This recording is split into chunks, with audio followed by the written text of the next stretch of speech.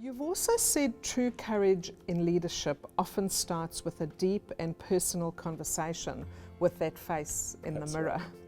I actually wondered though, how does a leader who's not self-aware, lacking in self-awareness, know what that face in the mirror is saying? Yeah, very often for people who lack self-awareness, unfortunately it comes at a point of confrontation or something drastic has to happen.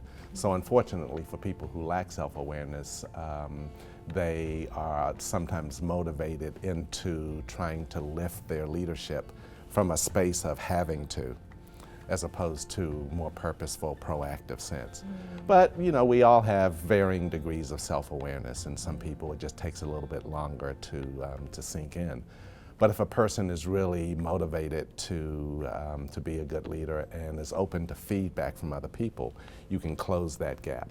That's part of the vulnerability, and that is, how am I doing as a leader? It's just that sense that if I step outside the square, I can't predict what's going to happen with 100-degree certainty there.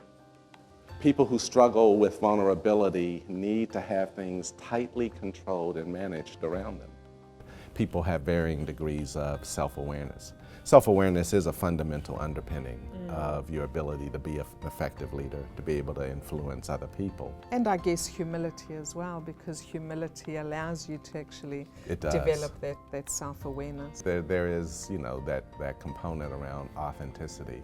A person who's real, humility tends to come through. You don't need to be perfect. You don't need to be right. Other people can have a point of view or a perspective. It doesn't have to be a contest of right or wrong as much as it is a reciprocal energy in the sense of building something with other people. The other thing that you spoke about in your book was the power of frames. Yeah. I really liked that. You said frames are mental constructs that shape your experiences of life, and it's so true. Could you actually talk a little bit about how that applies to leadership and what leadership needs to be aware of in terms of that power of frames? Yeah, frames are just a collection of assumptions and beliefs that define how we think about ourselves and how we think about other people, challenges, those types of things.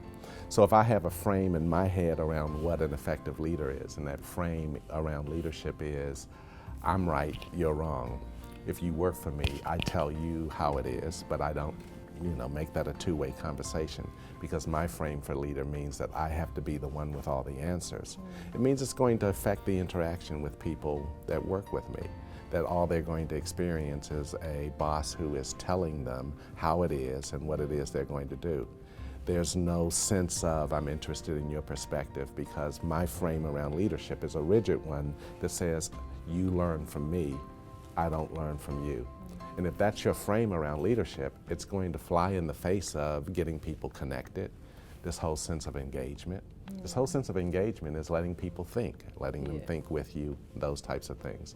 And so, it's viable and it's important that we create an environment that just enables people to lend their perspective. And I guess very important in terms of self-leadership as well, because leadership isn't about, people that lead others only. It's about self-leadership and taking ownership and accountability for what we do to actually lead ourselves. So that power of frames could actually impact how you as an individual sees the world, and therefore forces you to be this side of the spectrum or that side of the spectrum. Definitely. Look, I think effective leaders, around to the point that you made earlier, are self-aware.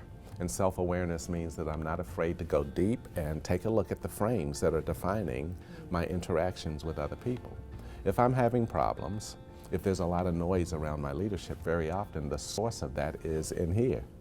And that's how it is that we're viewing a certain person or situation or challenge or whatever it is. So sometimes we have to go inward and really acknowledge that our own thinking may be the critical problem that we're facing, as opposed to just sort of pointing outward and looking for blame or responsibility out there. A true leader goes inward. In that sense of, how am I contributing to what's going on right now? Is there anything that I need to do to reframe this person, this scenario, this challenge, to get a better outcome? So that's really what self-awareness boils down to, is the ability to go inside and every now and then examine whether or not your thinking is working for you or against you.